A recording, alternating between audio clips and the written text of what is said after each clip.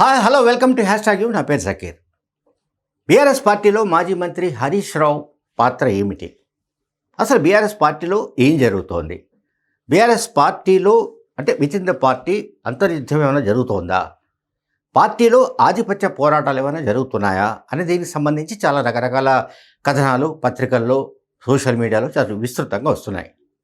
తాజాగా ఒక పత్రికలో వచ్చిన వార్తా కథనం ఏంటంటే, మాజీ మంత్రి హరీష్ రావు అంటే ఆ పార్టీకి సంబంధించిన సీనియర్ నాయకుడు టీఆర్ఎస్ పార్టీ స్థాపించిన సమయంలో కేసీఆర్తో పాటు వెన్నంటి ఉంటూ పార్టీ ఉద్యమ కార్యాచరణలో కానీ ఆ తర్వాత ప్రభుత్వంలో కానీ కీలక పాత్ర పోషించిన సీనియర్ నాయకుడిగా హరీష్ రావుకు ఒక రికగ్నిషన్ ఉంది.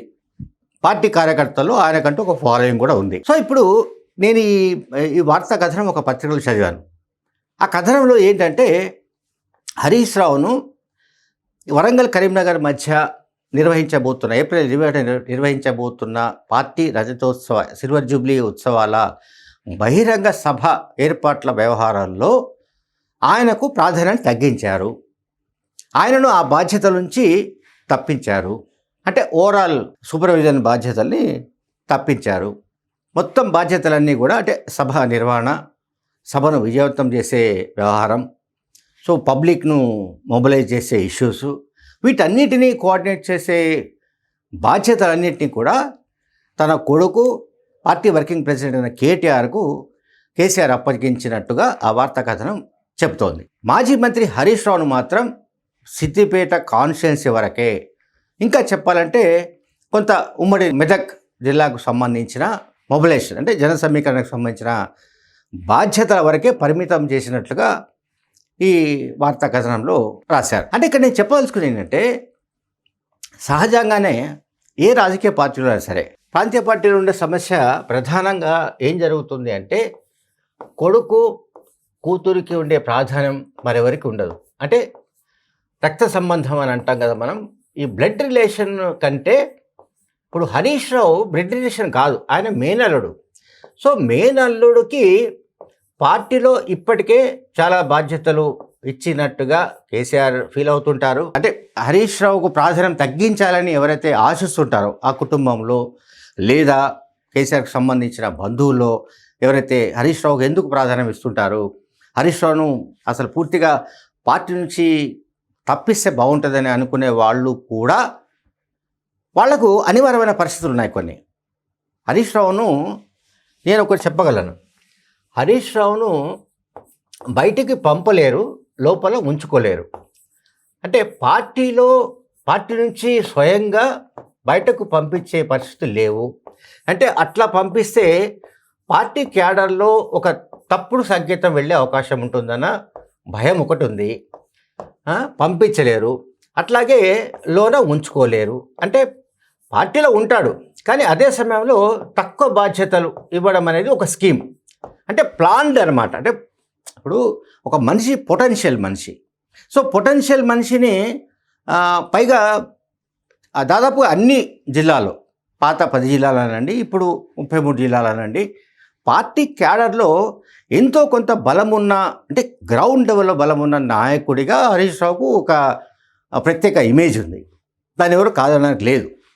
సరే, కేటీఆర్కు ఇంతకంటే ఎక్కువ ఇమేజ్ ఉందా లేదా అనేది అది వేరే చర్చ. మళ్ళీ ఇప్పుడు నేను కేటీఆర్ గురించి ఆయనకంటే ఈయనకి ఎక్కువ ఉందనో, ఈయనకంటే ఆయనకు తక్కువ ఉందనో, ఆయనకంటే ఈయనకి తక్కువ ఉందనో, ఈ ఇద్దరి మధ్యలో నేనేమీ గొడవలు పెట్టదలుచుకోలేదు. వాళ్ళిద్దరి మధ్య ఆల్రెడీ ఆధిపత్య పోరు ఉంటే అది ఆ పార్టీ ఇంటర్నల్ ఇష్యూ. బట్ ఇక్కడ ఏం జరుగుతుందంటే, నేను ఒక పత్రికలో వచ్చిన వార్తా కథనాన్ని విశ్లేషిస్తున్నాను. అందులో చెప్పిన సారాంశం ప్రకారం కూడా అంటే ఈ 27న జరిగే సభ ఇది మొత్తంగా పార్టీ ఓడిపోయిన తర్వాత జరుగుతున్న ఒక భారీ బహిరంగ సభ కనుక 5 లక్షల మంది హాజరవుతారా, 10 లక్షల మంది, 20 లక్షల మంది, లేకుంటే 1 కోటి మంది హాజరవుతారని పక్కన పెడదాం. ఎంతమంది హాజరైనప్పటికీ ఈ సభ ఆ పార్టీకి సంబంధించినంత వరకు ఒక గేమ్ చేంజర్గా ఆ పార్టీ నాయకులే చెప్తున్నారు. సో అటువంటి ప్రతిష్టాత్మకమైన బహిరంగ సభ ఏర్పాట్లలో, జన సమీకరణ వ్యవహారాల్లో మొత్తంగా తెలంగాణ రాష్ట్రానికి సంబంధించిన బాధ్యతలన్నీ కూడా కొడుకు కేటీఆర్కు అప్పగించి హరీష్ రావును పూర్తిగా తప్పించి సిద్దిపేటకు పరిమితం చేయడం అనేది సహజంగానే చర్చకు దారితీసే అంశం. అయితే ఇంత జరిగినా కూడా హరీష్ రావు పార్టీనే పట్టుకొని ఎందుకు ఉంటాడనేది సహజంగా వచ్చే ఒక ప్రశ్న. ఇక్కడ మనం గమనించాల్సింది ఏంటంటే కేసీఆర్ తోటే తన జీవితం అని చాలా సందర్భాల్లో హరీష్ రావు చెప్పుకున్నాడు. కేసీఆర్తోనే నా రాజకీయం అని చెప్పాడు, నా రాజకీయ భవిష్యత్తు అని చెప్పాడు. అంటే వర్తమానం భవిష్యత్తు అన్నీ కూడా దాంతోటే ముడిపడి ఉన్నాయని ఆయన చెప్పాడు.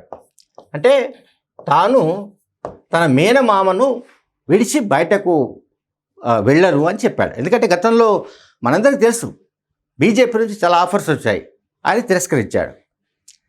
అట్లాగే ఇంకా సంథింగ్ అంటే అందులోంచి ముందు బయటపడు, నీకంటూ ఒక ప్రత్యేక ఇమేజ్ ఉంది, నీకంటూ మినిమం ఒక 20-25 మందిని గెలిపించుకోగలిగిన సత్తా ఉంది అని అనేవాడు కూడా ఉండొచ్చు.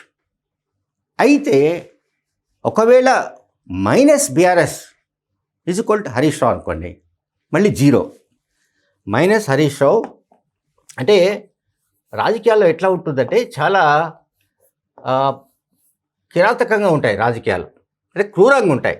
అంటే నేనేమంటున్నానంటే మైనస్ బీఆర్ఎస్ అంటే బీఆర్ఎస్ లేకుండా అనేది ఇక్కడ నేను చెప్పదలుచుకున్న పాయింట్.